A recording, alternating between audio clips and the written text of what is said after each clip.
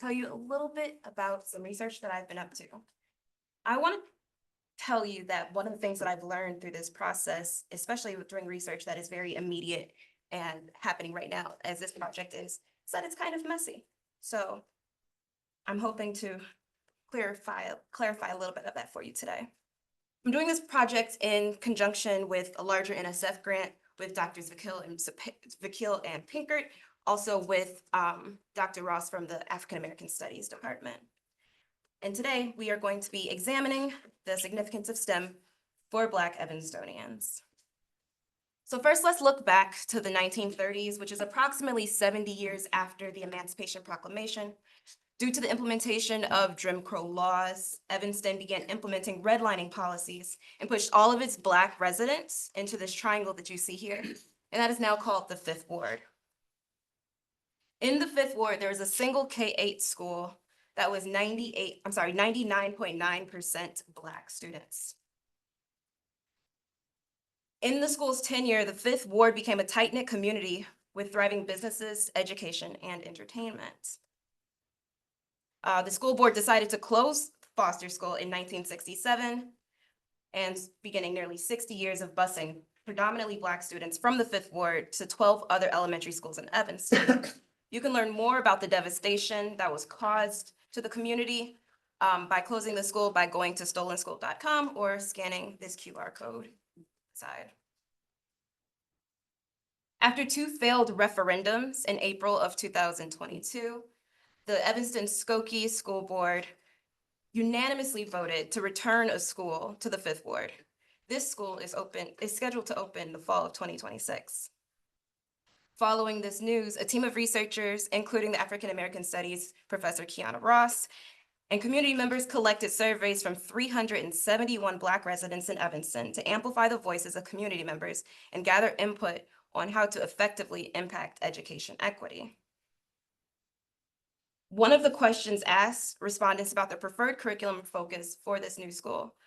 Participants were given a variety of things they could pick from and asked to choose up to three.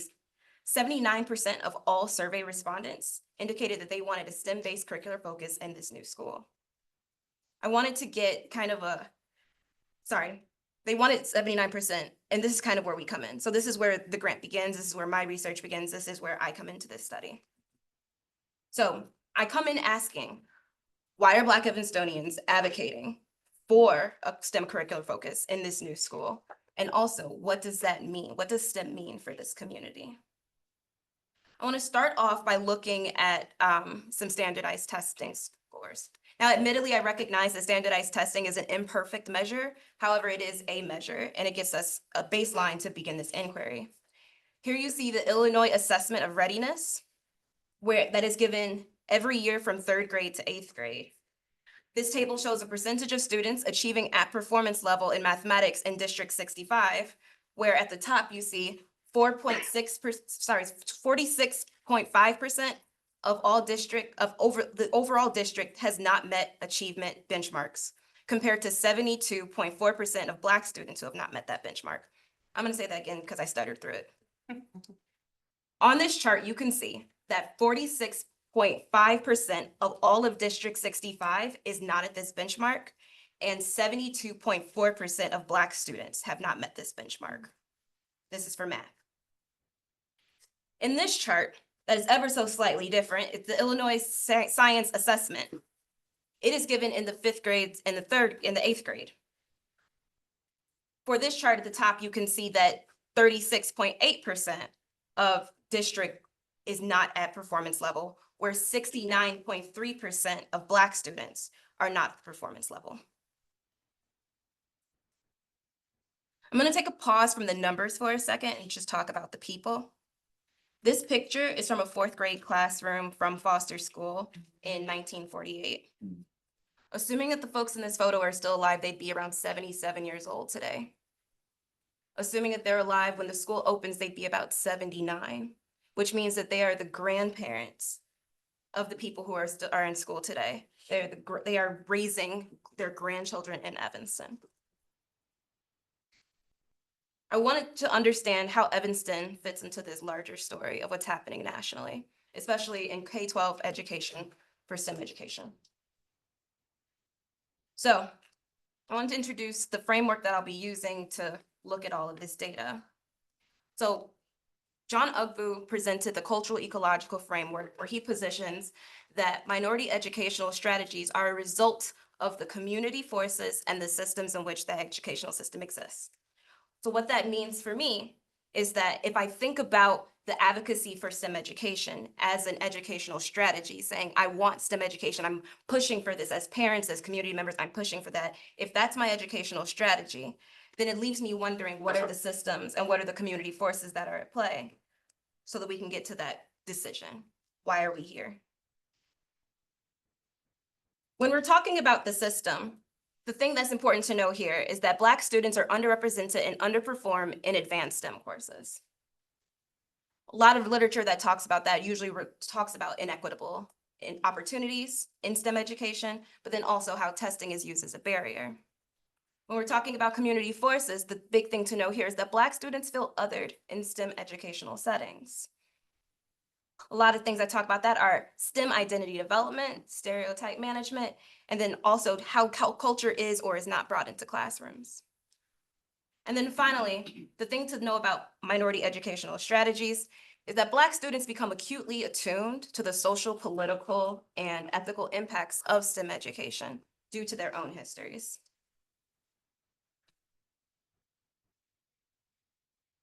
For this study, I'm doing an ethnographic study where I interviewed Evanstonians to understand their perceptions of how they think about STEM education in Evanston. So for this protocol, I broke it down into 3 sections, kind of past, present, and future. So in the past, I wanted to understand their historical ties to Evanston. I wanted to know their educational positions, whether or not they went to school, did they move to Evanston, did they raise kids in Evanston? I wanted to know their views on the current systems. Are they teachers? Are they passing? Are their students passing? And then for the aspirations, thinking about the 5th Ward School, but with Black students in general, what do you want for Black education? Now, I want to also note that this protocol, rooted in this larger study, wasn't necessarily focused on STEM. And so the protocol was not necessarily a STEM protocol, but there are STEM questions within that protocol. I've been in Evanston for about 7 years working in the community, so I've leveraged a lot of my existing relationships in order to call on folks to do these interviews. I wanted to talk to everyday community members as opposed to people who are administrative leads, because I wanted to understand the things that we don't see. And these everyday community members were important to talk to for that. And then finally, in order to define who a Black Evanstonian is, these are people who either lived in, worked in, or went to public schools in Evanston. So that's either District 65 or District 202. In total, I interviewed 14 Black Evanstonians between April and July of 2024. Participants included non-binary individuals, women and men. Participants represent each of the majority Black wards in Evanston, and their ages range from their mid-20s to their late 60s. All participants racially identified as Black, and they cover a range of minority groups, including Caribbean and African identities. Participants describe themselves as formal and informal educators, human resources and social services professionals, manufacturers, and business owners. Their self-reported socioeconomic statuses range from the lower income to upper middle class. Most participants attended public school in Evanston, and all of the parent participants sent their children to schools in Evanston. So total, I had about 14 hours of interview data to look at. I then took the interview data, ran it through Descript AI software, and then went back to edit it by hand. And then I identified what I call STEM-related segments. Now, what I mean by STEM-related segments, these are segments that were either brought up, STEM was either brought up by me as an interviewer or by the interviewee for questions that didn't have anything to do with STEM. In total, I came up with 60 STEM segments across these 14 interviews. I also want to point out that this is not evenly distributed across all of the interviews. So there are some interviews where there were no STEM segments, and there are some where there were maybe 1 or 2. In my first cycle of coding, I did a combination of in vivo and descriptive codes where I was asking myself of each of those STEM segments, each of those 60 segments, how is this segment defining STEM?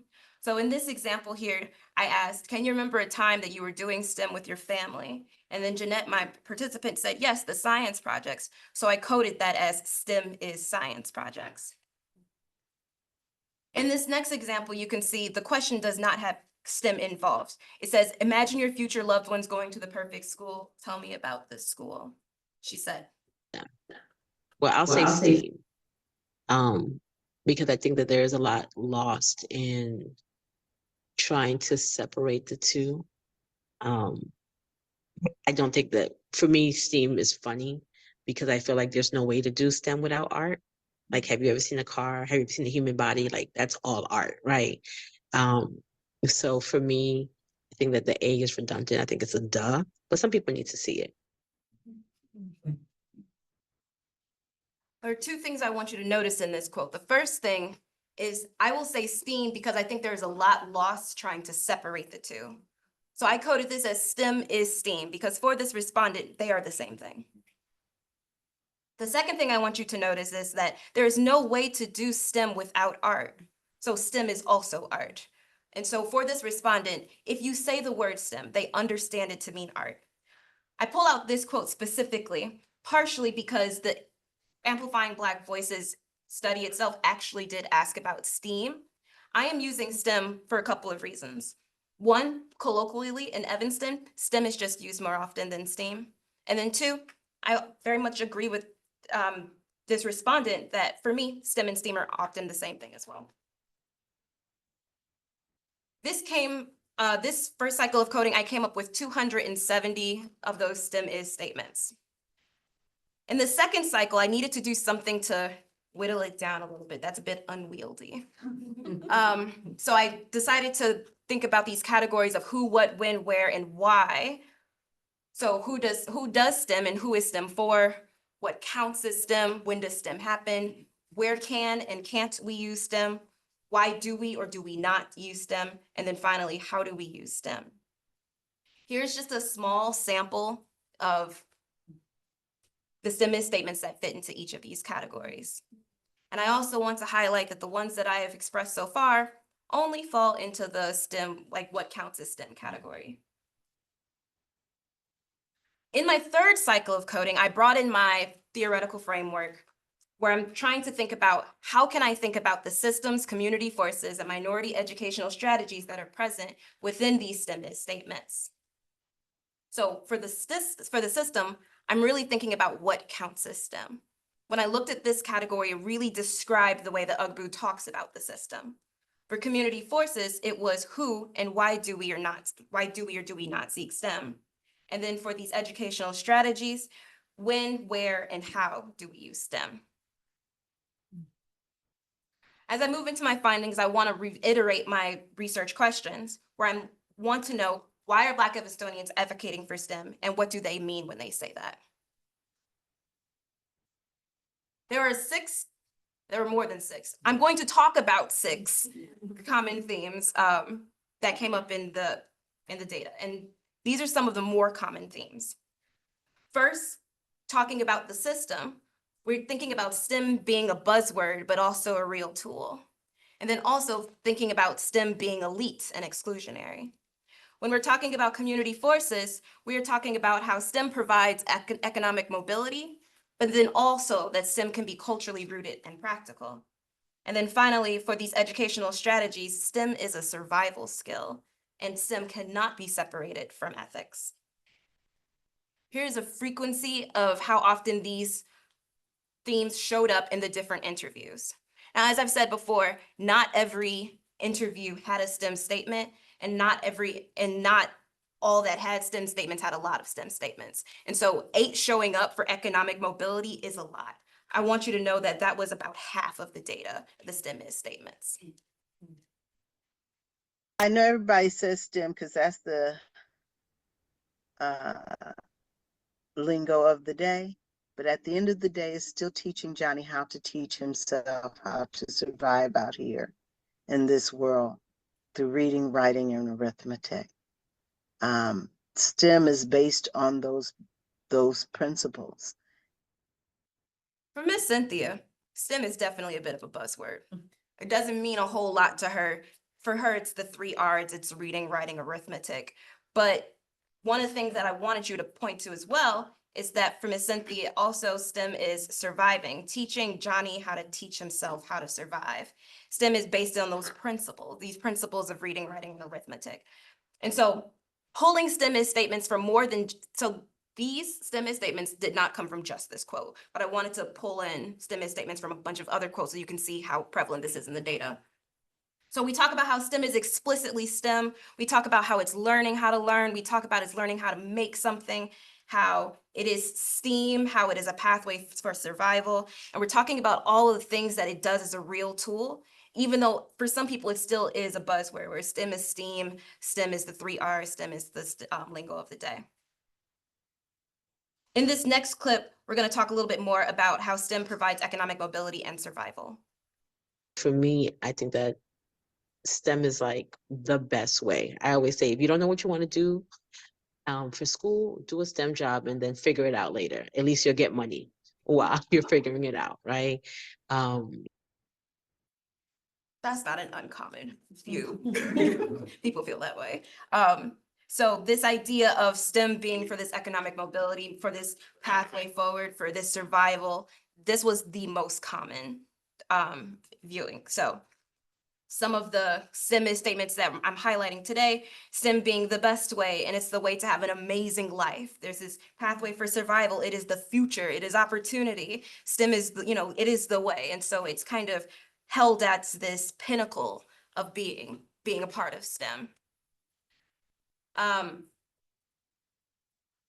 going to hold that thought and I'm going to move into the next one where we're thinking about survival, because I want to talk about how STEM is often viewed as elite and exclusionary. Science, technology, math, all those things are crucial to very crucial positions. And those, either you're on a STEM track, whether you want to be or not, or you're on a lower track at the end of the day. And I mean, every job is necessary and there's no one job that's greater than the other. But at least if I want to be on that track, I should have that opportunity. Before I dive too much into this quote, I want to tie this quote back to the slide that we just came from, talking about how STEM is necessary and crucial. So if STEM is about survival and it's about mobility, but it is also crucial, then a lack of access and a lack of opportunity can't coexist. I'm going to move now into the additional STEM statements. So one of the things that we saw before is that STEM is for white people. It is exclusive. It is difficult. It is not people focused. It is for smart people. It's a brave thing to do. It is opportunity. One of the things that Oliver is highlighting here is that if STEM is crucial, if STEM is necessary, then it needs to be also accessible. However, the problem with STEM education that's being highlighted here is that it is often elite and exclusionary. Next, I want to talk about how STEM can be culturally and practically related. I love chemistry. I like to cook. So it's like everything I do is STEM, I feel like. Even just like doing my hair, just thinking about what I'm using, like the products, how I'm even styling it, that's art. Just, I feel like I see through the STEM lens all day. And I would love that for more people. Now, this was a little bit less common of a view. So there were people who were able to see the connection between STEM and everyday culturally specific things, but those were largely folks that were out of school providers. They were largely women. They were largely parents. One of the things that is important to note with this particular set of STEM statements is that it shows up in a lot of everyday activities. So STEM is making music, STEM is cooking, STEM is building furniture, but it also is very culturally situated. STEM is sharecropping, STEM is doing hair, STEM is acrylic nail sets. And so really being able to think about how it shows up in Black culture, but also how it shows up in everyday activities is not necessarily what is seen as part of STEM that happens in school. And then finally, I want to talk about how STEM cannot be separated from ethics. I do think that STEM fields in general, but also from what I've seen in Evanston, they don't have as much of like an ethics focus as they could. And I see like this is kind of like we're moving into the future now, but like I'm thinking about people who I went to school with and graduated with who went on to become like an engineer for this company or like a radar technician for that company or whatever, and they don't realize like, oh, I am like behind the scenes-ing a genocide right now. For Black people, for many people, STEM cannot be separated from ethics. In order to teach STEM, you have to think about what STEM is used for. You have to think about why we use STEM, for what means, for what ends. So this was actually my least large. This was my smallest theme. However, it was important for me to bring it because even though a few people talked about it, they talked about it a lot. And they talked about it in terms of war. They talked about it in terms of food instability. They talked about it in the terms of climate justice. But justice orientations to STEM were important to these people who brought it up. And so I wanted to bring it here as well. So STEM does not consider the systemic consequences. It is sinister, it is ethically devoid, and it asks us to think about what we do with that technology.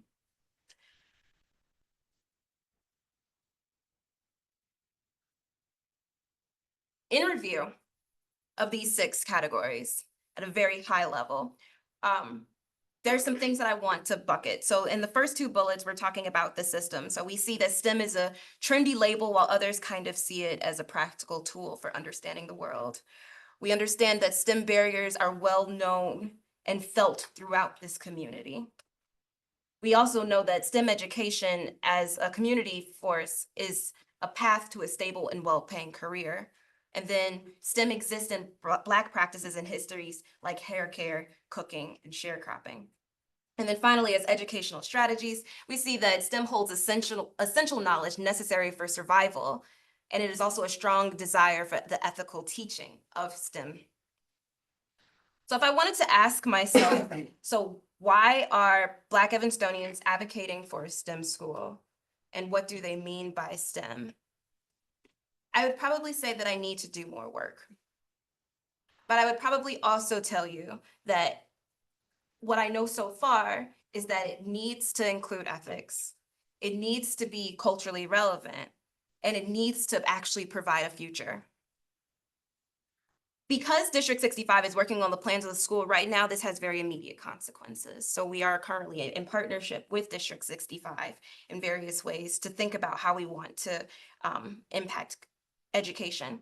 Also, Evanston's out-of-school learning spaces are looking to expand their STEM offerings, especially for these marginalized communities. And so we want to be able to provide some tangible steps, like here's how we can support these marginalized communities. And then in contributing to the field of educational research, we don't actually know a lot about what marginalized communities want from their educational systems. We also don't really know a whole lot of how communities define STEM within their communities. We don't actually have an agreement as educational researchers what STEM means either. So this is not just on the communities. This is on all of us.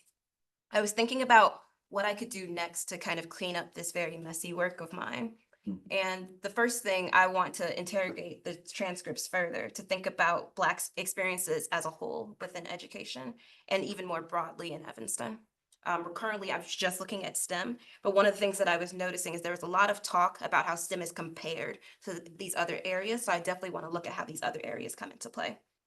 Next, I want to incorporate some of the field notes that I've been taking when I've been going to community meetings, when I've been having meetings with different teachers, things like that. And I want to think about how this narrative of this Fifth Ward school is showing up for the Black community of Evanston. I want to interview more Black Evanstonians with this same protocol so that I can get a larger understanding. I understand that 14 interviews isn't really a whole lot of interviews. One of the things that I wanted to do is create a couple of personas, maybe like 2 or 3. I couldn't typecast even these 14. So expanding the survey, I think, would be something that would help. And then finally, I want to combine this information with some geospatial opportunity mapping to understand what are the experiences that currently exist within Evanston and how we can use that to not only communicate better how we're thinking about STEM, but then also so that the people's desires for STEM can be actualized. Thank you.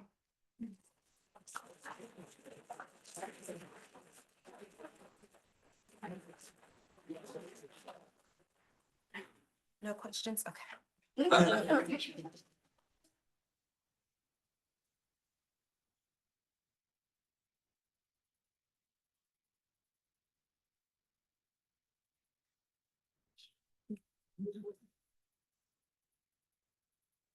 There's Oh, I have one online. Bruce has a question. Go ahead, Bruce. I thank you for that really interesting talk. So you characterize this as examining what Black Evanstonians think about STEM. But I was wondering, do you have like we saw quite a lot of variety, and that's what I think I would see if I went out and interviewed all kinds of people. So I wonder if you have hunches about what you see here that is kind of is kind of unique to this population. Hunches. Yeah, I guess.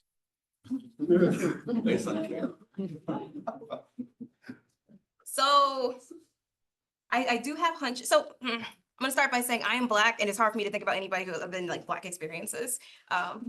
So when I think about things being generalizable, I think about how I would generalize things, which come from my Black brain. But if I were going to generalize some of these things, I know that everybody cooks.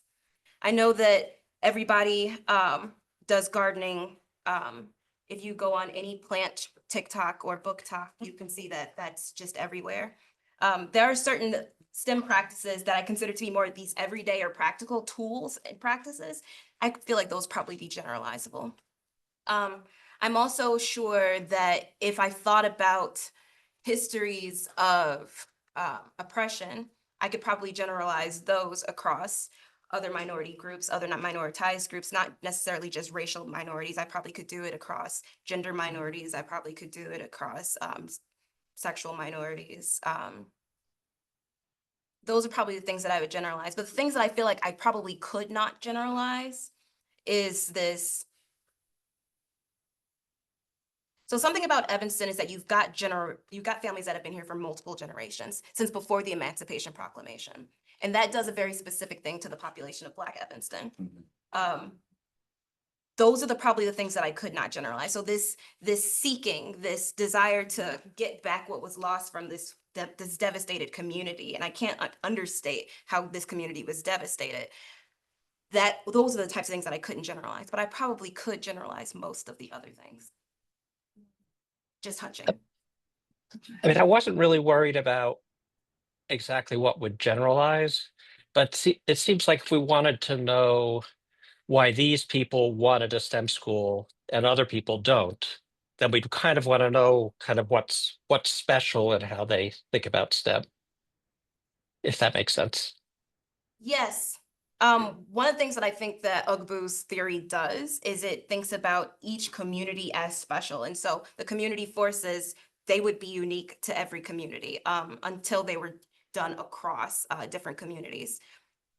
One of the things that I think might be interesting if I looked at the Latina population in Evanston would be their story, because they have not been here generationally. However, they are the largest growing group in Evanston. Does that make sense? He says thumbs up. Yeah. Thumbs up. I'm gonna sort of stick with that, but I'm gonna ask you to contextualize it a different way, because I know particularly for the Black folks, your experiences, something you have a way of thinking about Evanston and other communities. So I'm curious from a research perspective. Right now you're zeroing in some sense for Black Evanstonians. Well, how do you think about, because you said geography, how do you think about environment and what that might mean if you would then take this next set of studies, say, how's Evanston compared to South Side? I was just thinking the South Side. So if I was going to do this exact study on the South Side, I'd probably say something very different. So one of the things about Evanston is that there is one very small localized community. Evanston in itself is only about 8 square miles. So if you think about the South Side of Chicago, you have a lot more movement. You've got a lot more public transportation. Like there's just a lot more ability to move around your space. And so the need to have one thing service everything kind of goes away. But Evanston has this thing where we have to, I'm an Evanston outsider and I want to stay in my lane. One of the things that I have noticed in my time in Evanston is that there has been a tendency to try to do everything in one thing and to try to serve as many people as possible. And that oftentimes will leave out the people who need the most support, like the minority groups. If you're gonna do this on the south side of Chicago, you can do that. You can do a program that has 4 people and it's fine. And there's nobody saying boo about it because there's a bunch of other programs. In Evanston, I think there's also this belief that there is scarcity, which is why I wanted to do the opportunity mapping and lay it on top of the things that people say that they actually engage in and they don't engage in. Does that answer your question? Yeah. Shai, this is cool. One of the things that I'm curious about that might make Evanston unique in terms of being a location for study is that there's also this conversation right now happening around reparations. And I'm wondering if you saw anything in the data about how that conversation may or may not have influenced some of the ways that folks understood or articulated their understanding of STEM. So that is a great question. Thanks, Corey. I'll start by saying that nobody used the word reparations in the 14 data. However, we weren't talking about land, we weren't talking about housing, we were talking about school. And so I feel like if I asked questions about housing, if I asked questions about their families, because I did find out how many generations they've been in Evanston, and a lot of them have been in Evanston 3, 4, 5 generations. But I did not ask about housing. So I do believe that it would impact, but I don't currently have that information. Jen? I'm curious about where student voice is coming in, because they are also Black Evanstonians. And I know that students or young people often feel like things are done to them. So your research and everything obviously can be, you know, with adults in the community and people that historically have lived in the community. You know, young people have only been here for a discrete amount of time. Where is their voice coming in? They might be represented through your interviews, but I know you're also connected to youth too. Like, I'm really curious where the students are like listening in and thinking about redistricting, maybe having to, you know, go to a different school and the cultural implications of some of that as well. Are you asking anecdotally or from the data? Probably more anecdotally, qualitatively. Anecdotally, the kids don't get it because you're disrupting the thing that they've always known. Yeah. The kids that are more historically conscious, more historically like aware and situated, they're kind of excited about it. But for the most part, the kids just anecdotally don't really get it. There's one question online from Yolanda, and maybe this is the last question. Okay. Hi, Shai. Great job. I was wondering, you shared a wonderful way for us to begin to think about how people how people understand and define STEM for themselves. But I'm wondering if there's anything in your data that shows the trajectory towards that understanding, how and whether and how individuals might have been socialized into those beliefs that they hold about what STEM means to them. In other words, are there any epistemological antecedents that popped up in your data where someone indicated, I know this because, or I believe this because? There's a whole pocket of interesting data about that. So because we did a past, present, future protocol, I was able to get a lot of people's previous thinking about how they're thinking about STEM, their current thinking, and how they would like to think about it. And so one of the things that I think is really interesting is how one of the STEM statements that I shared today was that STEM is acrylic nails. And the person who was presenting it said that, oh no, it's, back then I definitely didn't think that, but now I do because. And so the reason that that person thought about it was because of a class that she took where she was teaching where she was learning how to teach kindergartners. And so this idea of like breaking things down into like small concepts, being able to say like, what is the phenomenon that we're trying to get at and what are some everyday examples of that? And so there's a lot of growth and there was a lot of conceptual change that I was able to see in the data, in the information. And I saw that across transcripts, like at least half of them talked about how their views changed from when they were in school versus now to being adults. And that was the last question. So.